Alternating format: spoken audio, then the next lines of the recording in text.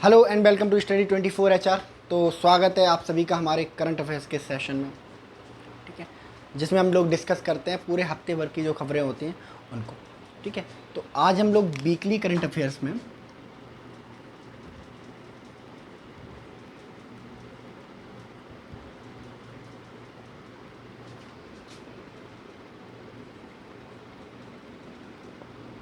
ठीक है weekly current affairs में डिस्कस करेंगे 5 जून से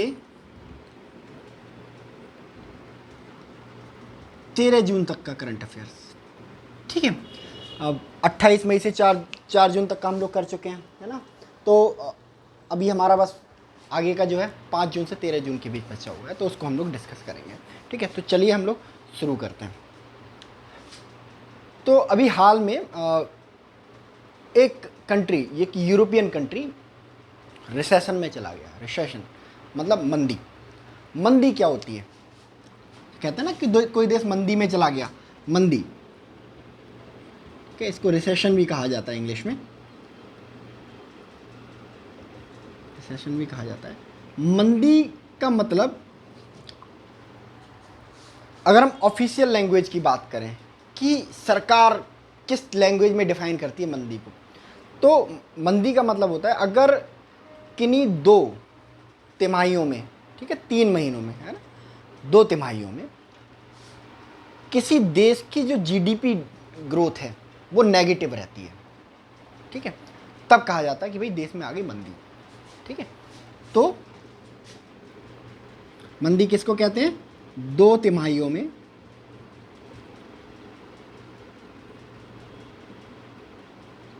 2 तिमाही में ऋणात्मक,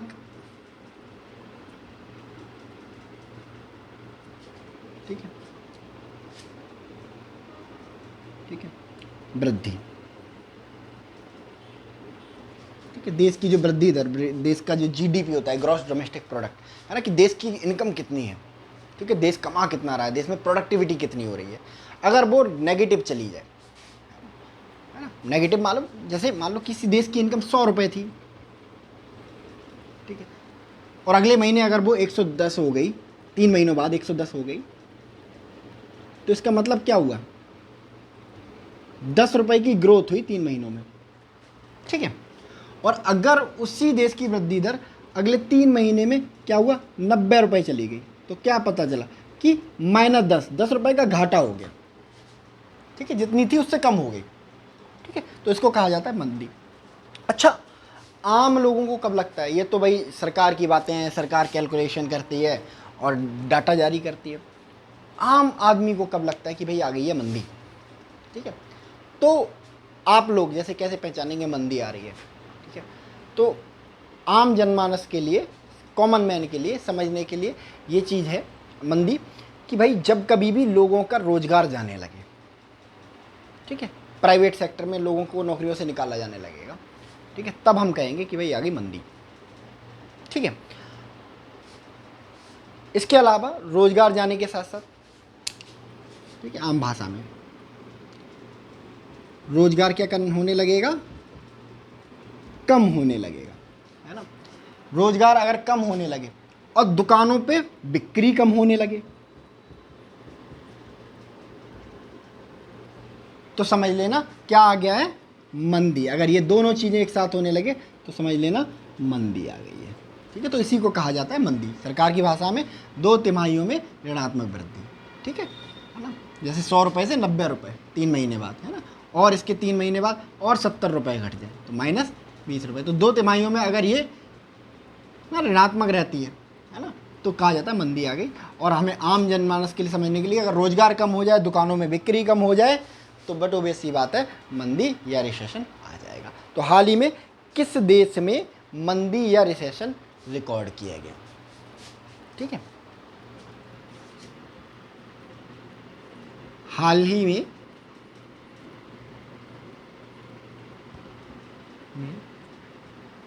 कौन सा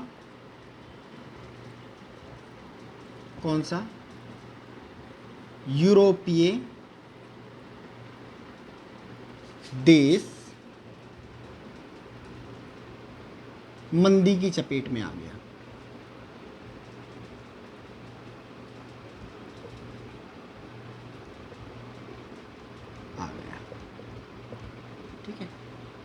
तो जो देश मंदी की चपेट में आया है उसका नाम है जर्मनी। यूरोप की सबसे बड़ी अर्थव्यवस्था है, ठीक है, यूरोप की सबसे बड़ी अर्थव्यवस्था, और वो भी चली गई मंदी में। ठीक है, तो आया समझ में। चलिए नेक्स्ट,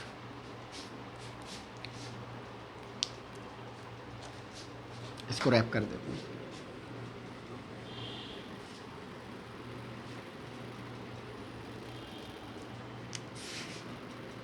ठीक है,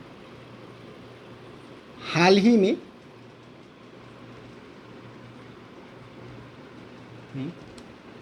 किस देश ने, हाल ही में किस देश ने, ठीक है, भारत के साथ व्यापार को 1 बिलियन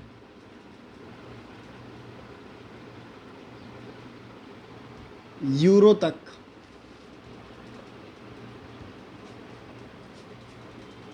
पहुंचाने के लिए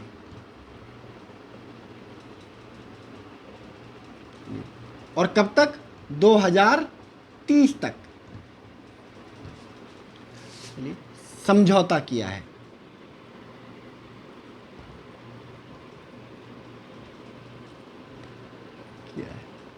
किस देश ने, है ना, भारत के साथ समझौता किया है कि भैया हमको पहुंचाना है आपके साथ जो व्यापार 1 बिलियन यूरोज तक। ठीक है, 1 बिलियन यूरोज का आपके साथ हमें ट्रेड करना है, 2030 तक पहुंचाना है, इस टारगेट को अचीव करना है। तो कौन सा देश है वो, तो वो देश है, याद रखना, सर्बिया।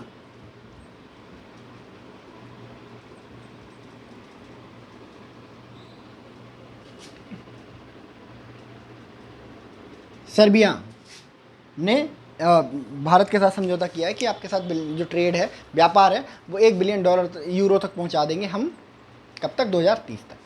ठीक है, सर्बिया एक यूरोपियन कंट्री है, ये बात याद रखेंगे। ठीक है, चलिए नेक्स्ट, हाल ही में एक ज्वालामुखी फट गया, है ना, और ये ज्वालामुखी एक्टिव ज्वालामुखी है, सक्रिय ज्वालामुखी है, यानी कि सक्रिय ज्वालामुखी वे ज्वालामुखी होते हैं, है ना, जो फटते रहते हैं। ज्वालामुखियों के 3 प्रकार होते हैं, देखो, सक्रिय ज्वालामुखी, अक्रिय ज्वालामुखी, सुसुप्त ज्वालामुखी। सक्रिय ज्वालामुखी जिनमें प्रायः विस्फोट होता रहता है, साल 2 साल 5 साल में विस्फोट होता रहता है, तो ऐसी ज्वालामुखियों को क्या कहते हैं, सक्रिय ज्वालामुखी। अक्रिय ज्वालामुखी जिनमें हजारों सालों से, ठीक है, विस्फोट नहीं हुआ और आगे भी हजारों सालों तक विस्फोट होने की कोई संभावना नहीं है, उनको कहा जाता है अक्रिय ज्वालामुखी। सुसुप्त ज्वालामुखी जो तीसरे प्रकार के ज्वालामुखी होते हैं, सुसुप्त ज्वालामुखी ऐसे ज्वालामुखियों को कहा जाता है कि जिनमें बहुत दिनों से विस्फोट नहीं हुआ है, बट उनमें विस्फोट होने के जो चांसेज हैं, है ना, बहुत ज़्यादा रहते हैं कि भाई ये फट पड़ेंगे। ठीक है, तो अभी हाल ही में कौन सा जो ज्वालामुखी है वो एक बार फिर से फट गया। ठीक है,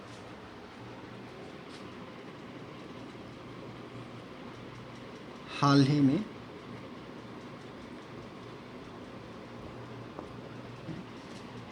किस ज्वालामुखी में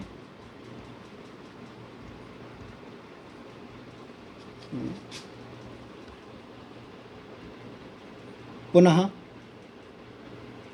विस्फोट हुआ?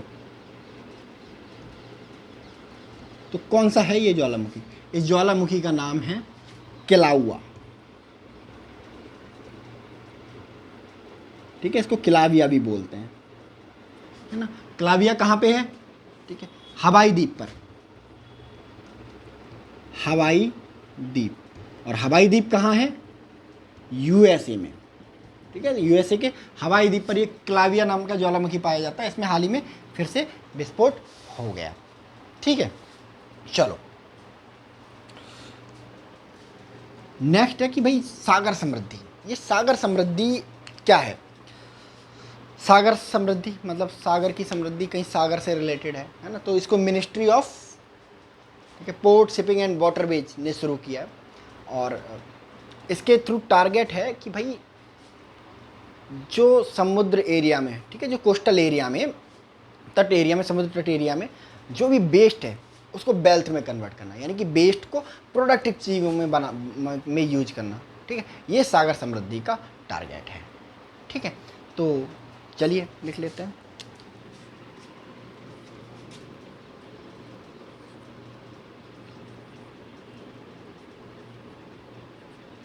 हाल ही में शुरू की गई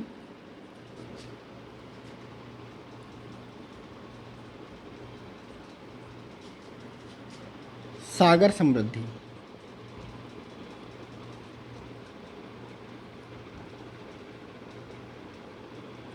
योजना किससे संबंधित है? किससे संबंधित है?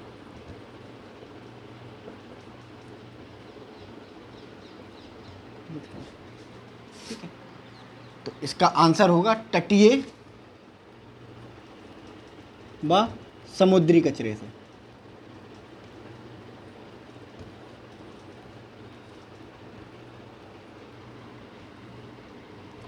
ठीक है, तटीय व समुद्री कचरे से संबंधित है सागर समृद्धि योजना। समुद्र में क्या है कि कचरा जो है ना, बड़ा प्रॉब्लम है उसका। ठीक है, और क्या होता है कि लोग समुद्र में कचरा फेंक देते हैं, है ना, और जब ज्वार आती है तो अपने साथ उस कचरे को पुनः बहा के तट पर फेंक देती है। तो उस कचरे को कैसे यूज किया जाए, कैसे प्रोडक्टिव बनाया जाए ताकि वो कचरा धरती पे बोझ ना रह के लोगों के लिए संपत्ति बन जाए, ये टारगेट है सागर समृद्धि योजना का। ठीक है, चलिए इसको नोट कर लीजिए।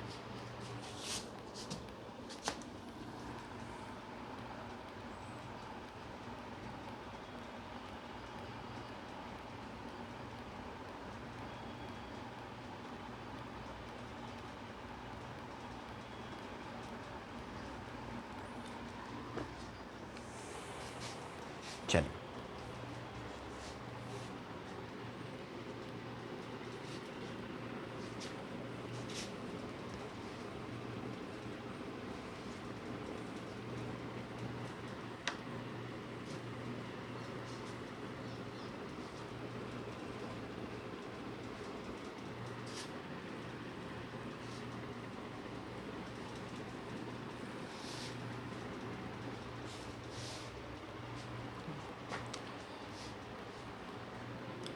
नेक्स्ट है हमारा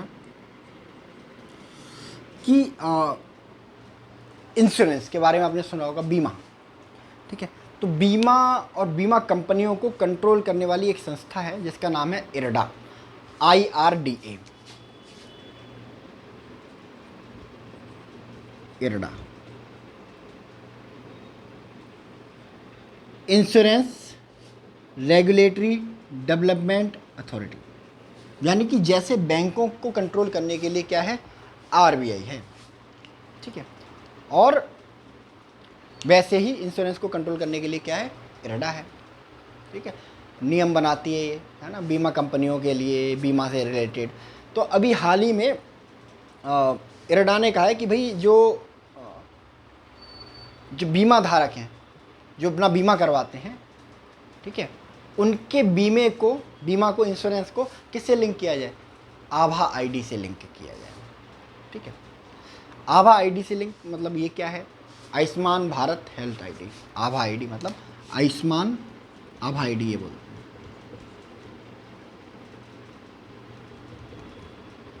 आभा ID Ayushman Bharat health ID, Ayushman Bharat health ID। ठीक है, ये क्या है कि जैसे आपका पैन नंबर होता है। ठीक है, पैन नंबर क्या है, आपका पैन नंबर डाला, आपकी सारी क्रेडिट रिपोर्ट निकल के आ जाती है, आपने कहाँ क्या कितना लोन लिया है ना, कितना टैक्स भरते हैं, सारी डिटेल निकल के आ जाती है। उसी तरह आभा ID एक हेल्थ ID है। ठीक है, जो पैन इंडिया बनाई जा रही है, और इसके थ्रू क्या होगा, इसमें आपकी बीमारियों का डेटा फीड होगा कि आपको कब क्या कितनी बीमारी थी, कब बुखार आया, कौन कौन सी टैबलेट खाई। ठीक है, तो कहा है कि भाई सारे जो बीमे हैं, इंश्योरेंस हैं, बीमा धारक हैं, इंश्योरेंस होल्डर हैं, उनको उनकी आभा ID लिंक करो उनके इंश्योरेंस से। क्यों लिंक करो, क्या होता था कि जो दरअसल जो बीमा धारक हैं, अब मान लो किसी को गंभीर बीमारी है, उसको पता है 2-3 साल में मैं मर जाऊंगा। ठीक है, अब ऐसा आदमी क्या करता था, कि बीमा करा देता था वो लाइफ इंश्योरेंस वाला, कि भाई अगर इतने साल में मैं गया तो मेरी फैमिली को इतना करोड़ रुपया मिलेगा। ठीक है, इंश्योरेंस कंपनी बीमा कर देती थी, और 3 साल बाद अगर उसकी डेथ हो गई तो फिर बीमा कंपनियों को वो क्लेम देना पड़ता था, तो बीमा कंपनियों को जिससे लॉस होता था। ठीक है, तो बीमा कंपनियों के इससे घाटे में जाने की भी संभावना होती थी, और बहुत सारी कंपनियां घाटे में गई भी। ठीक है, तो इरडा ने बोला कि भाई आभा आईडी से लिंक कर लो, बीमा करो, आभा आईडी डालो। ठीक है, 14 डिजिट की होती है ना, और आपको पता चल जाएगा किसको क्या कैसी बीमारी है। ठीक है, इसके लिए आपको कहीं जाने की ज़रूरत नहीं है। तो इससे क्या होगा, इंश्योरेंस में होने वाले जो फ्रॉड हैं, एक तरह का फ्रॉड ही होता है जब कोई आदमी अपनी बीमारी छुपा के लाइफ इंश्योरेंस कराता है ना, इन फ्रॉडों को रोका जा सके, ताकि जो बीमा कंपनियां हैं वो स्थायित्व उनका बना रहे। ठीक है, चलो आया समझ में।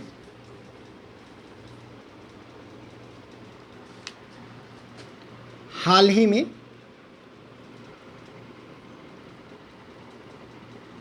किस संस्था ने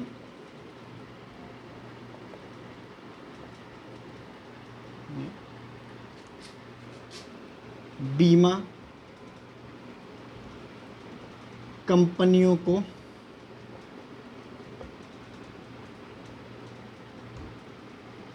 यह निर्देश दिया है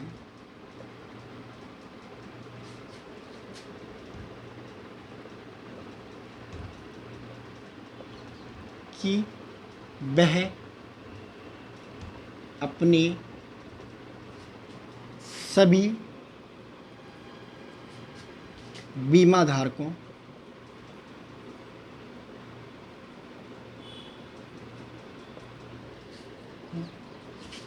का बीमा आभा आईडी, ठीक है, आभा आईडी की फुल फॉर्म आप समझ गए होंगे, पूछ सकता है एग्जाम में, Ayushman Bharat health ID, identification. ठीक है, आभा आईडी, और ये कितने डिजिट की होती है, 14 डिजिट की होती है, से लिंक करें। तो किसने आदेश दिया, ये इरडा ने। ठीक है, इरडा की फुल फॉर्म क्या है, insurance regulatory development authority of India. ठीक है, कभी कभी इरडाई भी लगा रहता है, यानी कि भारतीय बीमा नियामक एवं विकास संस्थान। ठीक है, तो आभा आईडी से लिंक किया गया है इसको। चलो, तो अभी हाल ही में जो बैंक ऑफ बड़ौदा है, ठीक है, तो बैंक ऑफ बड़ौदा ने जो पार्टनर था, बैंक ऑफ बड़ौदा पार्टनर था नेशनल स्टॉक एक्सचेंज में। ठीक है, पैसा लगाया हुआ था, है ना, पार्टनर था। तो अभी बैंक ऑफ बड़ौदा ने कितने रुपए, ठीक है, निकालने की एनएससी नेशनल सिक्योरिटी एक्सचेंज से, स्टॉक एक्सचेंज से कितने रुपए निकालने के लिए आवेदन किया है। ठीक है, अब क्या होगा, इससे रुपए निकल जाएंगे तो पार्टनरशिप घट जाएगी, तो शेयर होल्डिंग घटाने का फैसला किया है बीओबी ने, कितने रुपए निकाल के। ठीक है, हाल ही में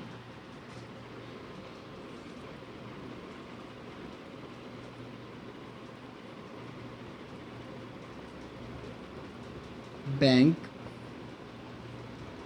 ऑफ बड़ौदा ने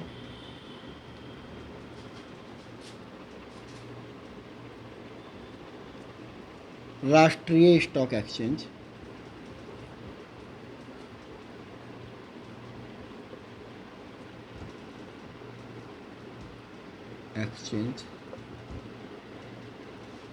से अपनी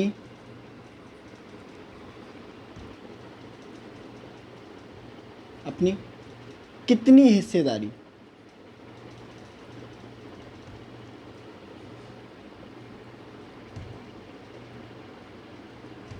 कम करने का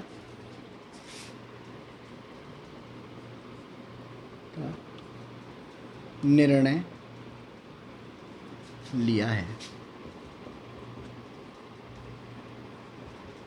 तो ये है 661 करोड़ रुपए।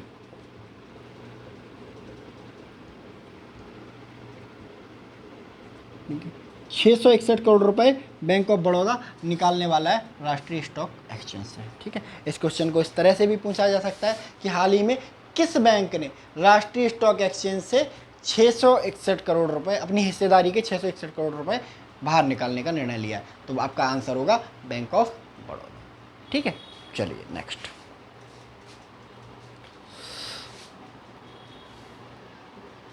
ठीक है, नेक्स्ट।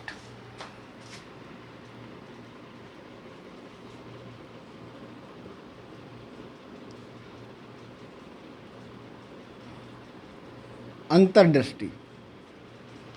अंतर्दृष्टि ये क्या है? ठीक है, अंतर्दृष्टि एक पोर्टल है, ठीक है, जिसे आरबीआई ने जारी किया है, ठीक है, ताकि जो बैंक है ना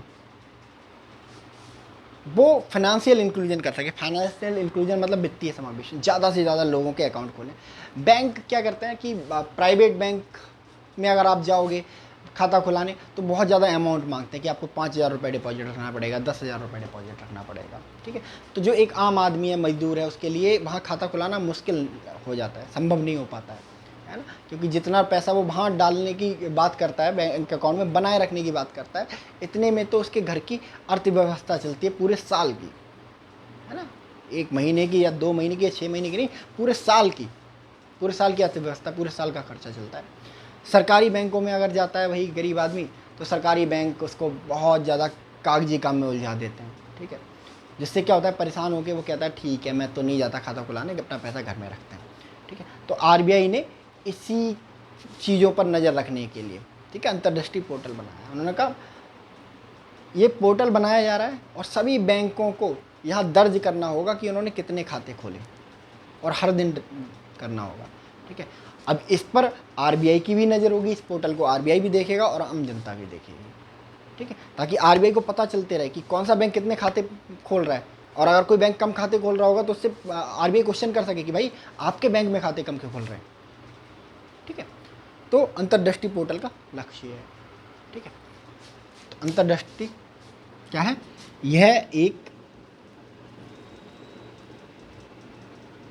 यह भारतीय रिजर्व बैंक द्वारा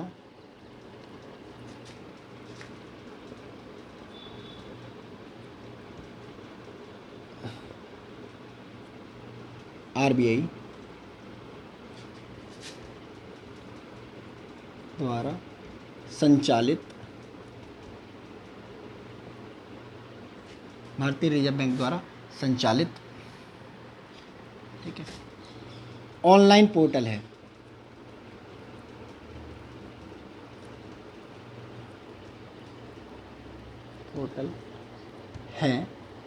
जिसे वित्तीय समावेशन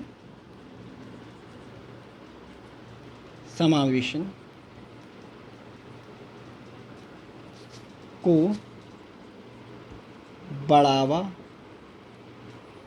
देने हेतु बनाया गया है।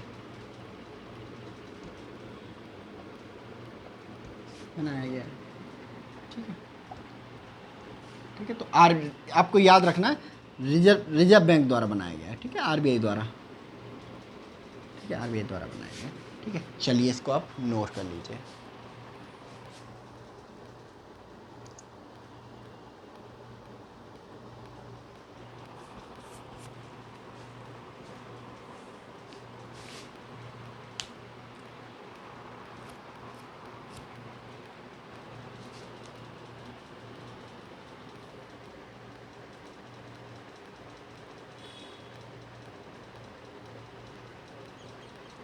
चलिए नेक्स्ट।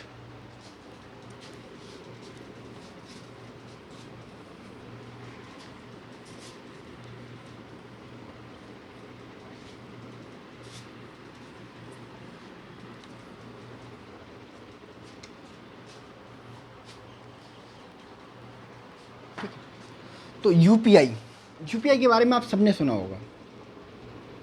ठीक है, यूपीआई के थ्रू पैसे भेजते हो, गूगल पे, फ़ोन पे, आप किस सबके उसमें होगा, है ना, फ़ोन में होगा पैसे भेजना, है ना, पैसे मंगाना। तो इसकी फुल फॉर्म होती है यूनिफाइड पेमेंट इंटरफेस। ठीक है, तो यूपीआई को ऑपरेट करने के लिए 2 कंडीशन होना ज़रूरी है। एक तो आपके पास स्मार्टफोन हो, एंड्रॉयड या एप्पल कोई भी हो, और दूसरा इंटरनेट होना चाहिए। ठीक है, तभी आप कर पाओगे, है ना।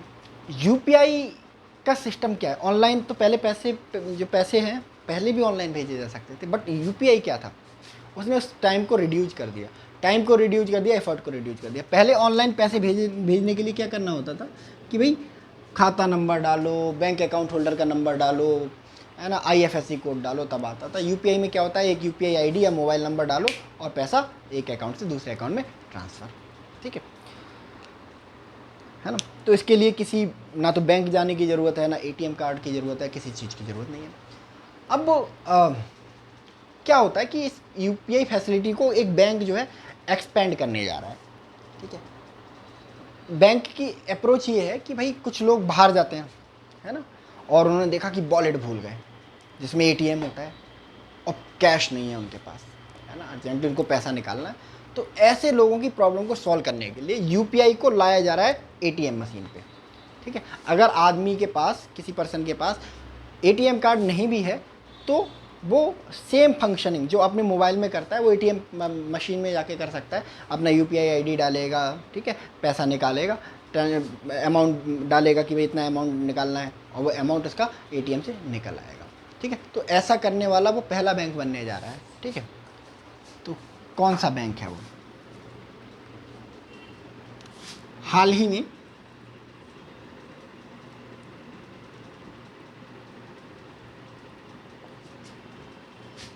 किस बैंक ने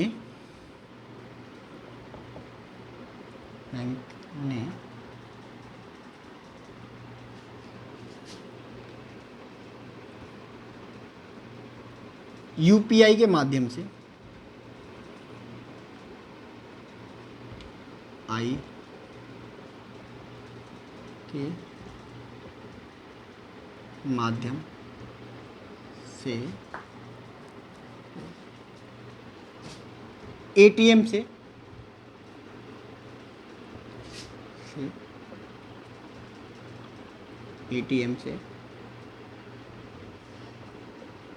पैसे निकालने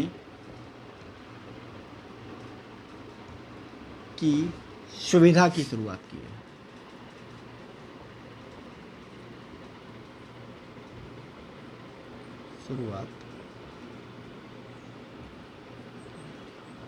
ठीक है। तो बैंक कौन सा है? वो बैंक है bank of Baroda. Bank of Baroda ने शुरुआत की है यूपीआई के माध्यम से एटीएम से पैसे निकालने की, बैंक ऑफ बड़ौदा, ठीक है। चलिए नेक्स्ट। अभी हाल ही में क्या हुआ कि एक बैंक है और उसने I am Adyar and Adyar is me, ठीक है, कैंपेन की शुरुआत करी, ठीक है। तो कौन सा बैंक है? हाल ही में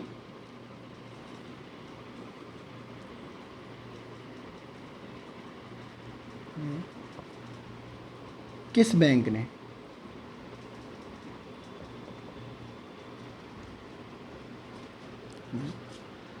I am Adyar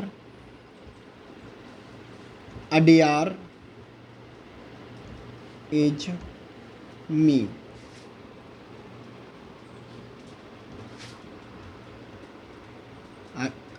Adyar is me campaign की शुरुआत की है। हाल ही में किस बैंक ने I am Adyar is me campaign की शुरुआत की है? तो अडियार एक कम्युनिटी है तमिलनाडु में, ठीक है। तो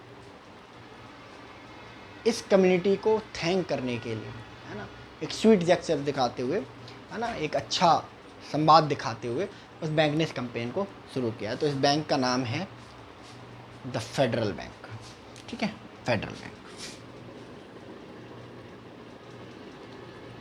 फेडरल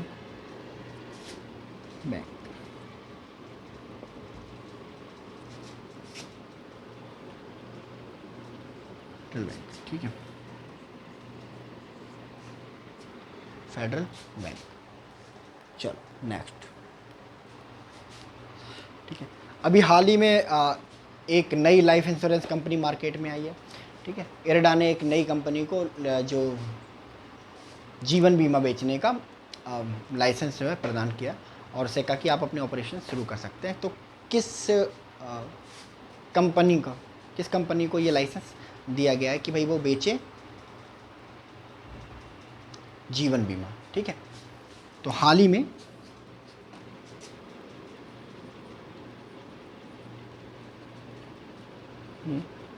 इरडा ने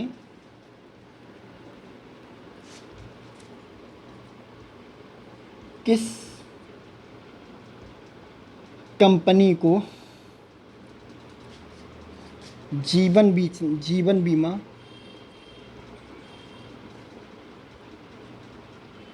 ठीक है बेचने का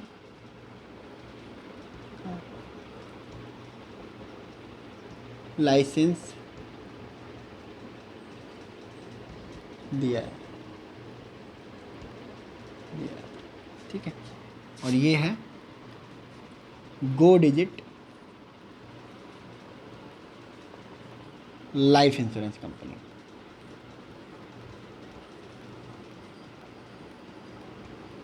गो डिजिट लाइफ इंश्योरेंस कंपनी, इसको ये हाल ही में जीवन बीमा बेचने का लाइसेंस जो है प्रदान किया गया है, ठीक है। चलिए इसका स्क्रीनशॉट ले लीजिए।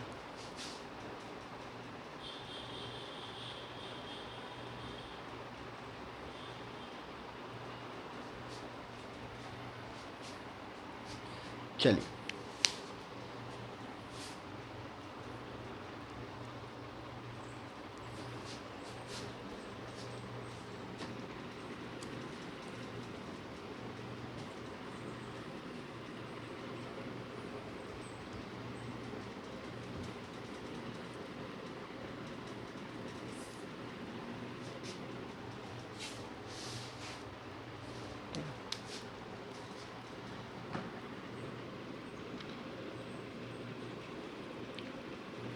विज्ञान विदुषी 2023, ये क्या है विज्ञान विदुषी, ठीक है। तो विज्ञान विदुषी एक इनिशिएटिव है, ठीक है, जिसको शुरू किया गया है एक विशेष पर्पज के लिए। जैसे मैं अगर आपसे पूछूं कि भाई 4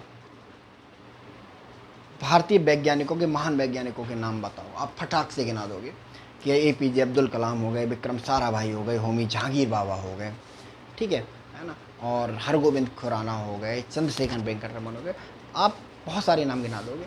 बट मैं आपसे एक सवाल कर दूं कि किसी एक लेडी का नाम बताओ, ठीक है।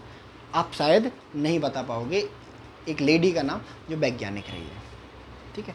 इसी समस्या को टारगेट करता है विज्ञान विदुषी, ठीक है।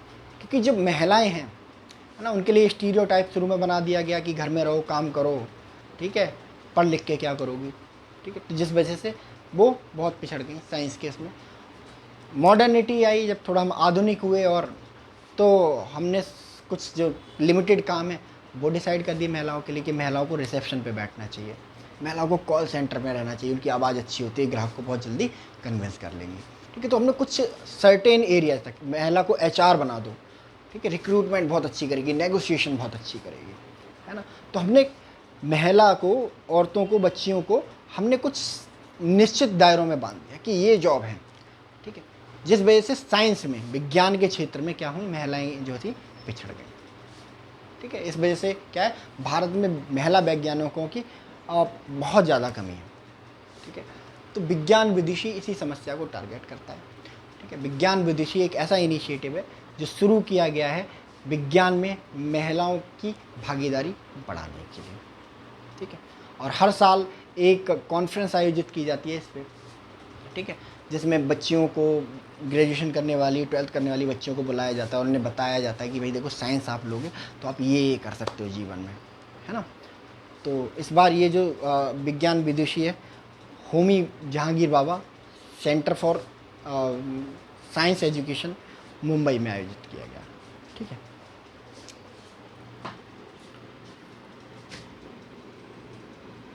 यह एक पहल है ठीक है। विज्ञान रुचि क्या है? यह एक पहल है जिससे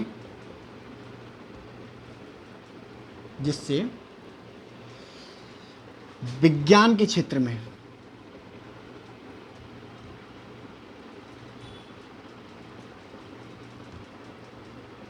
महिलाओं की भागीदारी को बढ़ाया जा सके। ठीक है। इस वर्ष यह सम्मेलन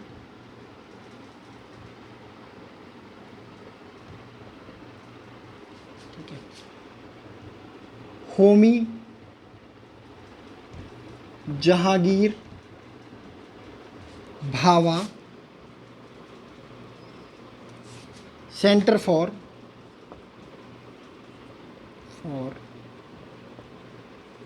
साइंटिफिक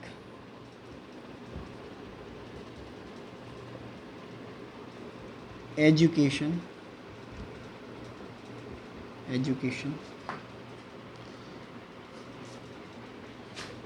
मुंबई में आयोजित किया गया।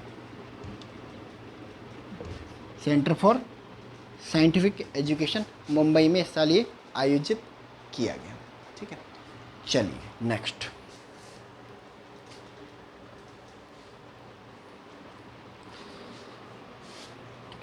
अभी हाल ही में एक तूफान आया, ठीक है, साइक्लोन, चक्रवात, जिसने जो भारत और पाकिस्तान, ईरान के जो है ना, भारत का पश्चिमी तट है ना, को बहुत ज़्यादा नुकसान पहुंचाया, पाकिस्तान के तट पे बहुत ज़्यादा तबाही मचाई। तो क्या नाम है?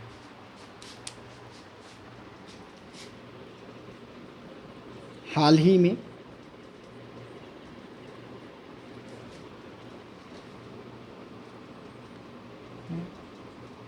भारत के पश्चिमी तट पर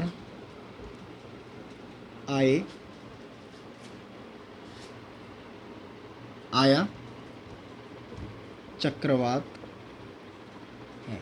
क्या नाम है इस चक्रवात का? इस चक्रवात का नाम है बिपरजॉय।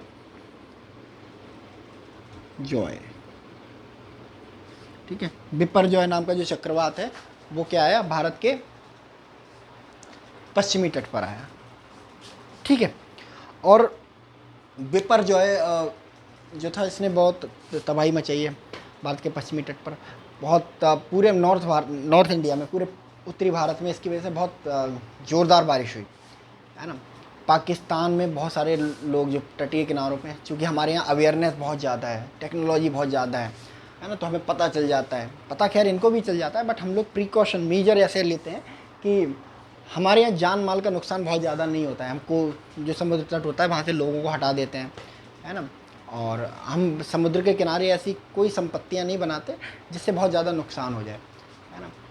अब भारत में सिर्फ चक्रवात के दौरान मौत उन्हीं की होती है जो जानते हुए भी समुद्र में मछलियाँ पकड़ने जाते हैं। ठीक है। अब समुद्र में मछलियाँ पकड़ने जाओगे जहाँ चक्रवात आया हुआ है तो फिर डेथ तो आपकी पक्की है। ठीक है। बट पाकिस्तान में ऐसा नहीं है। पाकिस्तान में जो करप्ट पॉलिटिशियन, करप्ट आर्मी है ना, तो ऐसा सिस्टम है जो पब्लिक फ्रेंडली नहीं है, पब्लिक वेलफेयर फ्रेंडली नहीं है ना। तो जिस वजह से क्या होता है, वहाँ पे जान माल का बहुत नुकसान होता है।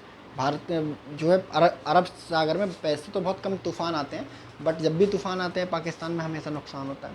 और इस तूफ़ान की वजह से पाकिस्तान के साथ साथ ईरान में भी बहुत ज़्यादा मतलब जो तबाही है वो हुई है। ठीक है। तो याद रखेंगे, साल का आप इसको इम्पोर्टेंट क्वेश्चन ही समझो, क्योंकि एक तो ये वेस्टर्न कोस्ट पे आया है, इस वजह से बहुत ज़्यादा इम्पोर्टेंट है। ठीक है। तो स्टार मार्क कर लेंगे इसको। ठीक है। तो अभी इसका दूसरा पार्ट और आएगा इस करंट अफेयर्स का, क्योंकि अभी आधा हुआ है। नेक्स्ट पार्ट में इसको कवर करेंगे, है ना। और तो आज के इस सेशन में इतना ही, मिलते हैं नेक्स्ट सेशन में। तब तक के लिए थैंक यू वेरी मच।